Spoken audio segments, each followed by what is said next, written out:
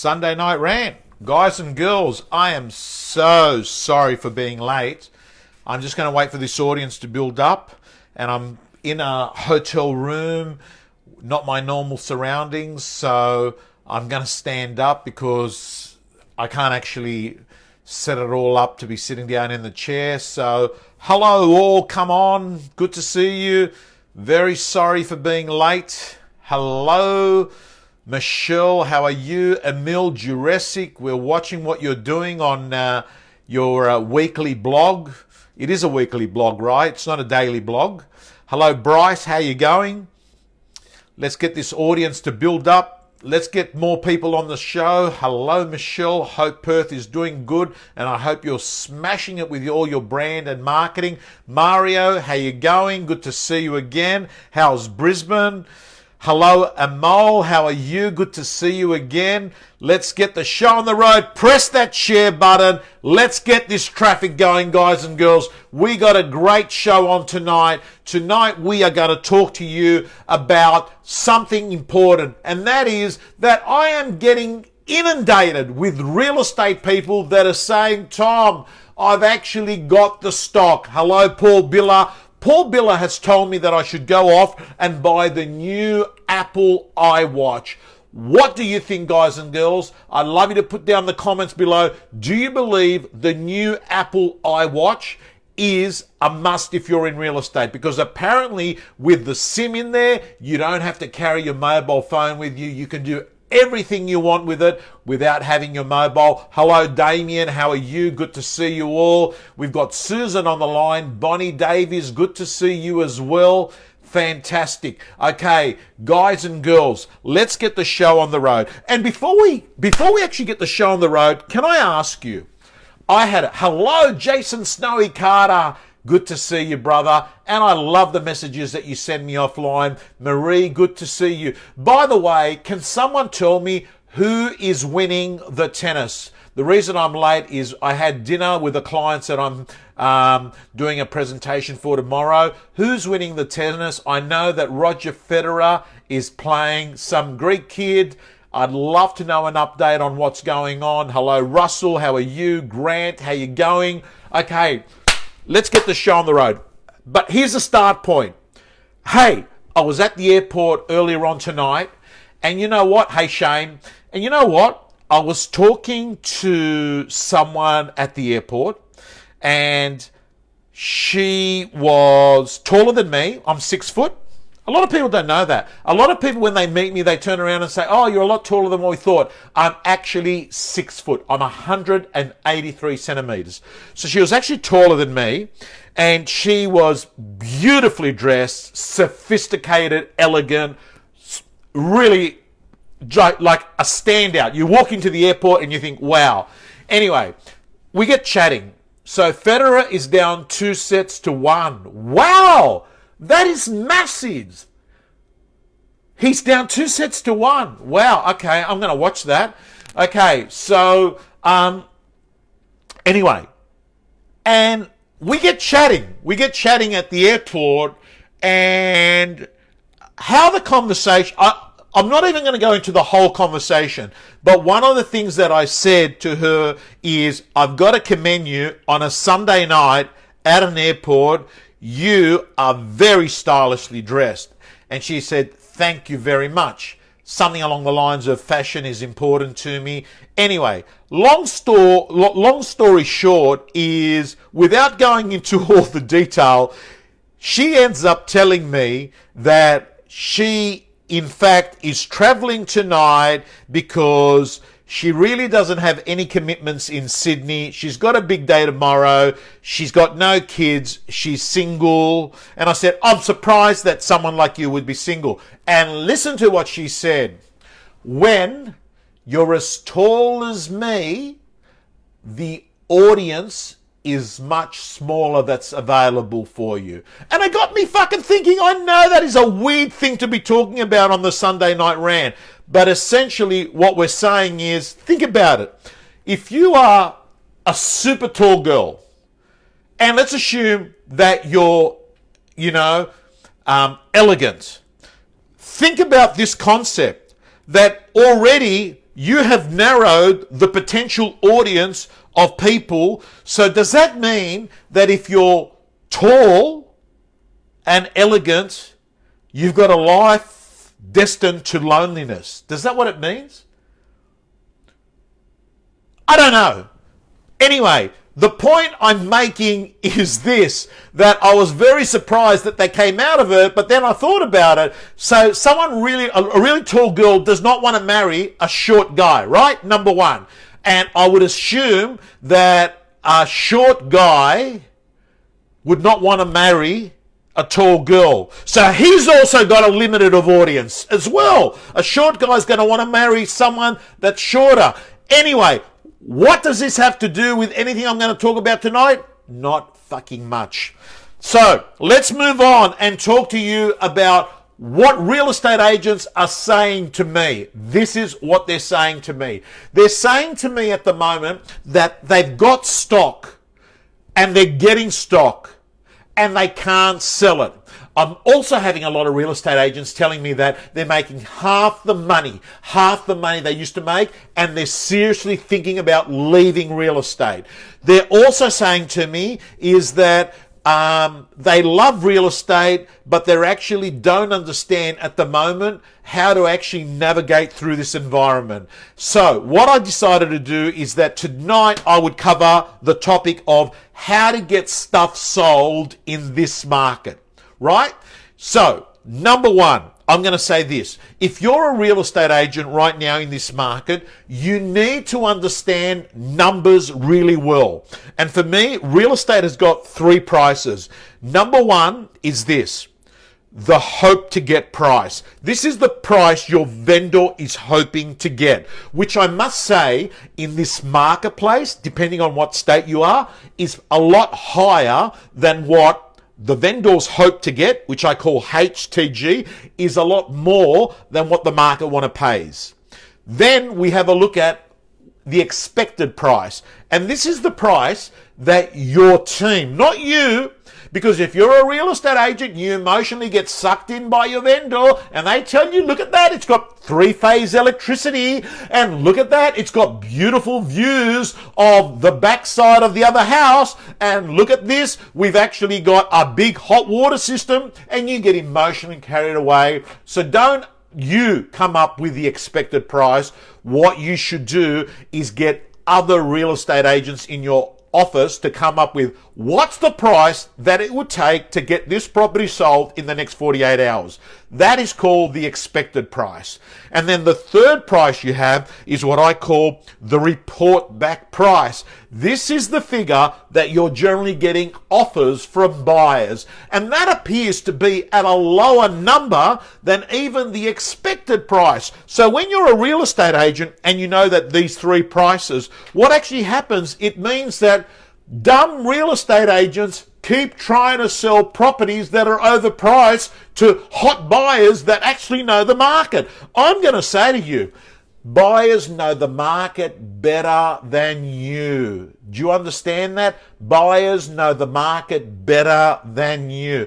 I'm sorry it's buffering. Is anyone else buffering there? I'm really sorry if it is. I'm in a hotel in Melbourne and I don't have perfect reception. So sorry, Kylie. And Kylie, we are looking forward to seeing you speak at AREC in 2019. So here's my advice. Number one, understand your current numbers and take buyers not over at the vendor's hope to get price, but if you've got a qualified buyer, you take buyers over at their limit that matches the expected price. Because if you're taking a buyer to a property that's only worth 800 and you're taking a $1 million buyer over there, they're going to turn around and they're going to say, that, my friend, is overpriced. I don't want to look at that. So guys and girls, I have to say to you, understand the three pricing. Now, important strategy, start understanding what I call the buyer-seller meeting. And what you need to do, on a frequent basis is to ring up your clients, get hot buyers that are prepared to pay the expected price, that's the price it's going to sell for, and ring up your owners and ask them this simple question. Mr. and Mrs. Vendor, I currently have this buyer. They're qualified, they're finance approved, they're ready to go, and I want to ask you, they only have $800,000 to spend. Am I wasting my time bringing them around? That question is going to give you one of three responses. Yes, you're wasting your time. Or number two, they might turn around and say, will they come up? Or they might turn around and say is, bring them over. And if you get the final two responses, guys and girls, what does that mean? You've got a vendor that might have a high hope to get price, but they are in the selling zone. So guys and girls, start having this buyer-seller meeting. Let's move on to the second thing that you can be doing, that you can do to get properties sold in this market. Number two, have an expectations meeting between the period that you listed and the period that you launched the listing on the market. You might even want to do this at the listing presentation, but what you want to do is sit down at this expectations meeting, which I sometimes call a set to sell meeting or setting the stage. Call it what you like. But what you want to do is people hate shit surprises. So doesn't it make sense to manage people's expectations and say, Mr. and Mrs. Vendor, I want to let you know, over the next 3 or 4 or 5 weeks, I want you to be prepared of some of the things that are going to be happening. I don't want you to get sort of surprised and upset. So can I just quickly go through these 4 or 5 things? Number one, please do not shoot the messenger. If I am going to give you some feedback that a buyer gives you on an offer and it's not really nice, please don't take it out on me. All I'm doing is communicating what the marketplace is saying, and you need to know that. Number two, Mr. and Mrs. Vendor, I want to let you know that some of our best offers are going to come in the first week. So don't think to yourself, if you get an incredible offer, I'm not going to take it because it's only been on the market for a week. Listen to me, Mr. and Mrs. Vendor. It's not how long you have been on the market. It's how long the buyer has been in the market. Also, Mr. and Mrs. Vendor, I want to let you know that I need to be giving you feedback on the property. And that means I'd like to be talking to you on a regular basis. Is daily okay with you? If they say no, then turn around and say, is it every 2 days? And is it okay that I actually send you a report every Tuesday and then meet with you every Wednesday? Because I'm going to tell you, guys and girls, there's 2 KPIs that you need to smash in this market, and that is trust with the vendor. And how do you get trust? Frequency. Frequency builds trust.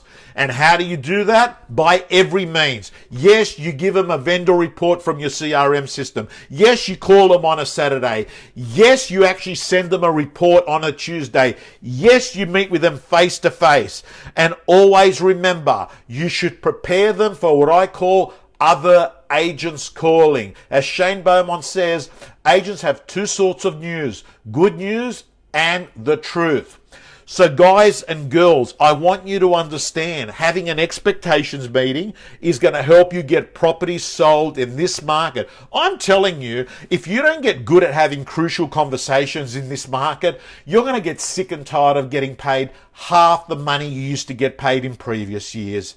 And by the way, while we're talking about getting through and navigating through real estate in 2019, maybe drop the ego expenses. Maybe you don't need to upgrade that car. Maybe you don't need to spend $18,000 on a watch. Maybe the holidays can take a sort of bit of a pause break, because guys, I want you not just to survive, I want you to fucking thrive in 2019. And I'll tell you why it's a bloody great time to be in real estate. Because people are leaving, which means there's more real estate agents per capita in the marketplace. Do you understand that? And that's what I'm committed to doing. We are so committed. Me and Susan have said, Susan and I, correct me, Susan. I know you did HSC level 4 English. I shouldn't have said me and Susan. It should be Susan and I. And I've got to hand it to you, Susan. You've done extremely well in English. Anyway, let's move on to number 3. What is number 3? Pretty much an extension of number 2, and that is face-to-face meetings. By the way, guys and girls, if you've got any salespeople in your office, fucking tag them right now, right? I think they need to hear this, because I'd rather them right here, right now, understand. Fix yourself up before you're going to fix your business up. Because I'm going to tell you straight, success is an inside job. Things get better when you get better. It is time to go pro, guys and girls. And shit agents, they're going to be leaving in droves. These are the marketplaces, by the way, guys and girls, that you can grow your market share, because this marketplace rewards people that have got the ability to have this good, crucial conversation. Let's move on to number 4, and number 4 is understanding. If you find a hot buyer that is A-class, that's going to buy real estate in the next 30 to 60 days, you stick to them like a stamp sticks on a fucking envelope, right?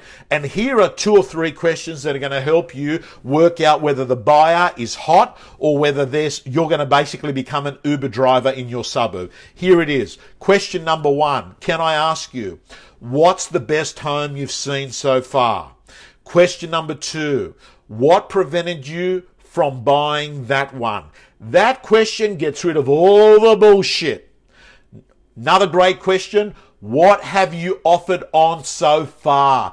That is a great question, because that's telling you, are they in offer mode, or are they basically in discovery mode, just sussing out real estate to buy in the next 6 to 12 months, 2 years. What you want to be working is with the hottest buyers, and you talk to them every day. Even if you haven't got anything, ring them up and tell them another agent's got a property. I saw it on realestate.com or domain.com. I think you should look at this property, right? What you want to do is become like this with the buyer, because then they're going to listen to you and you give them advice.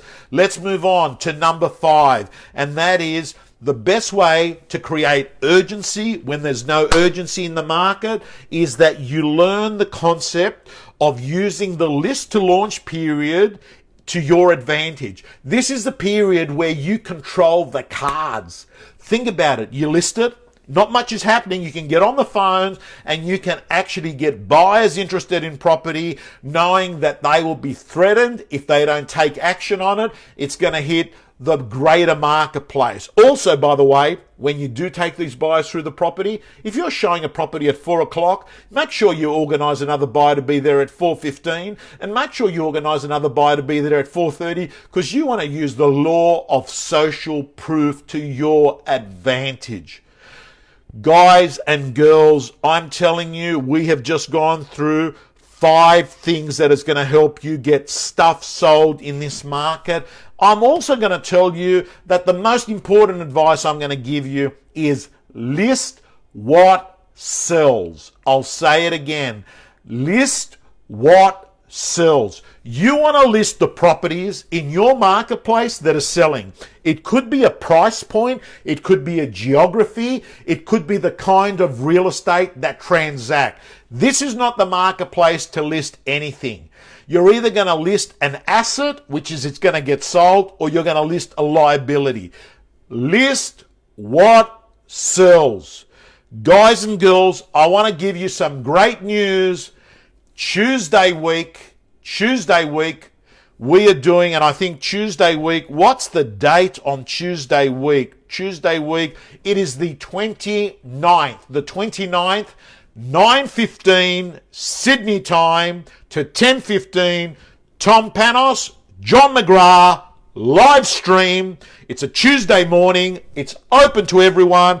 It's called New Year, New You. We are going to give you 1 hour of hot real estate content, 9:15 to 10:15 on Tuesday. Mark your diary. We're going to promote it. You're going to know it's all on. I'm also going to let you know that the real estate gym is open. We're going to keep it open for the next 2, 3, 4 days.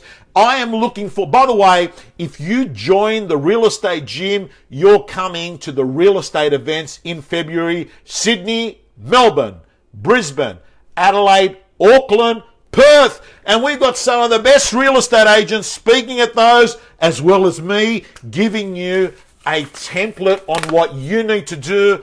Why me? Because this is the 31st year I've been in real estate, and unlike most real estate coaches and trainers who have never owned a real estate office or let alone gone to a listing presentation, I'm telling you, my audio matches my video. I feel your pain. I've gone through 4 corrections in my life, and I can tell you that you should be damn excited about it, guys. I'll tell you why you should be damn excited about it, because when the tough get going, actually, let me change it. Tough times don't last. Tough agents do. And I'm telling you now, guys and girls, with people going, less agents per capita, this is a golden opportunity. You can increase your commission by 0.25% like that. 100%. You can increase your fees in this marketplace, and all you've got to do is make this decision right now. I no longer have to be this level to get business. People want to get their property sold. So start off increasing your fees. In addition to that, guys and girls, I want to say the most important thing I can thank you for is your ongoing attention. That's the currency that we want in this new world, your attention. Thank you. God bless you. Press the share button with love.